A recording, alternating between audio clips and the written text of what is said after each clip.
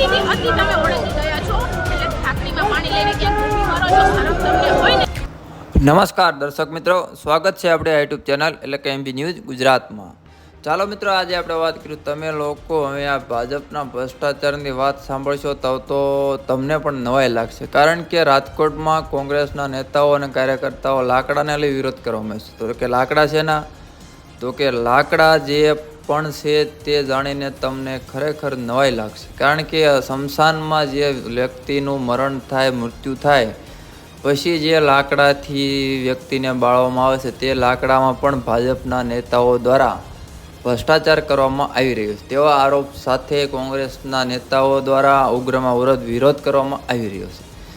ત્યારે મિત્રો, હાયરે ભાજપ હાયના નારા લાગ્યા અને રાજકોટમાં કેમ લેવાયા સાજ્યા, જાણો કે ઢાંકણીમાં પાણી લઈને ડૂબી મરો એવું પણ કહેવામાં આવી રહ્યું છે. તો ચાલો મિત્રો, સૌ પ્રથમ આપણે રાજકોટમાં આ ઘટના ઘટી તેને લઈ અને કોંગ્રેસના કાર્યકર્તાઓએ ભાજપ ઉપર આકરામાં આકરા પ્રહારો કરતા શું વાત કરી અને શું જણાવે છે તે પણ જોઈએ.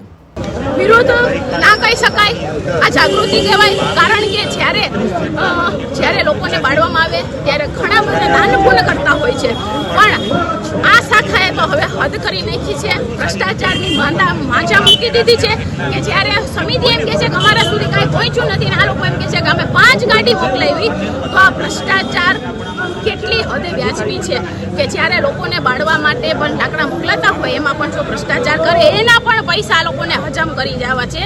એટલે તમારે હવે ભ્રષ્ટાચારની બધી સીમા તમે ઓળંગી ગયા છો. હવે લોકોએ જાગવાની જરૂરત છે અને લોકોએ આ લોકોને સબક શીખવાડવાની પણ જરૂર છે કે હવે ભ્રષ્ટાચારની સીમા અતિથી અતિ તમે ઓળંગી ગયા છો એટલે ઢાંકણીમાં પાણી લઈને ક્યાંક ડૂબી મરો છો, શરમ તમને હોય ને તો અને સમગ્ર હિન્દુ સમાજે પણ જાગવાની જરૂર છે. રાજકોટ મહાનગરપાલિકામાં સ્મશાનને પણ છોડતા નથી ભાજપના એ માણસો અને એના મળતિયાઓ. સ્મશાનના લાકડા કાલે તમે જોયું, સ્મશાનમાં એક પણ ગાડી ન પહોંચી હોય, 5 ગાડીઓ લખાવી છે. એટલે લાકડા ખાય છે. હિન્દુ ધર્મમાં કોઈનું ખાવું ન જોઈએ એવું છે ને. ખાસ કરીને સ્મશાનમાં તો મદદ કરવાની હોય. લાકડાની લોકો ગાડીઓ ભરીને મદદ કરતા હોય છે. ત્યારે જો એ ગાડીઓ ખાઈ જતા હોય એવા લોકોને અમારે કહેવું છે કે તમે હવે મરશો ત્યારે તમને લાકડા બાળવા મળશે નહીં. હવે તમને અમે લાકડા કમિશનર આપીએ કે આ જે લોકો ભ્રષ્ટાચારી રહ્યા એ લોકોને આ લાકડા રાખો જમા, એ મરી જાય ત્યારે આ લાકડા એને બાળવા માટે કામ આવશે. એટલા માટે આ લાકડા લઈને આવ્યા છે. તો મિત્રો, વિડીયો જોયો ને. હવે આ હતા નયનાબા જાડેજા, કોંગ્રેસના નેતા, અને કોંગ્રેસના નેતાઓ દ્વારા રાજકોટમાં હલ્લામોલ કરી દેવામાં આવ્યો. કારણ કે શરમજનક ઘટના જે ભાજપના નેતાઓ દ્વારા કરવામાં આવી છે તેને લઈ અને કોંગ્રેસ આકરા પાણીએ જોવા મળી. તો ખરેખર મિત્રો, બીજેપીના નેતાઓ દ્વારા અહીં સ્મશાનના એક માણસ જે મૃત્યુ પામે છે તેના લાકડામાં જો ભ્રષ્ટાચાર કરવામાં આવતો હોય તો ખરેખર હવે આ નેતાઓને ઢાંકણીમાં પાણી લઈને ખરેખર ડૂબી મરવું જોઈએ. કારણ કે યાર, તમે બધે ભ્રષ્ટાચાર કરો, ક્યાંક તો શરમ રાખો થોડી. જજી તો માણસે હોવી પડે ને તમારામાં.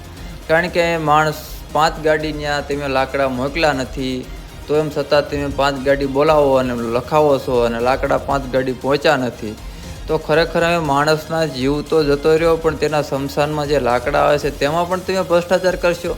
આ કેટલા હદે યોગ્ય છે. તો મિત્રો, વધારે વાત ન કરતા, પરંતુ આ જે ભ્રષ્ટાચારના આરોપ લગાવવામાં આવ્યા છે તેને લઈ તમારે શું કહેવું છે તે કોમેન્ટ કરીને જણાવજો. તો ખેર મિત્રો, આજના વિડીયોમાં આટલું. ફરી મળીશું એક નવા સાથે, નવા અહેવાલ સાથે. જય હિન્દ, વંદે માતરમ.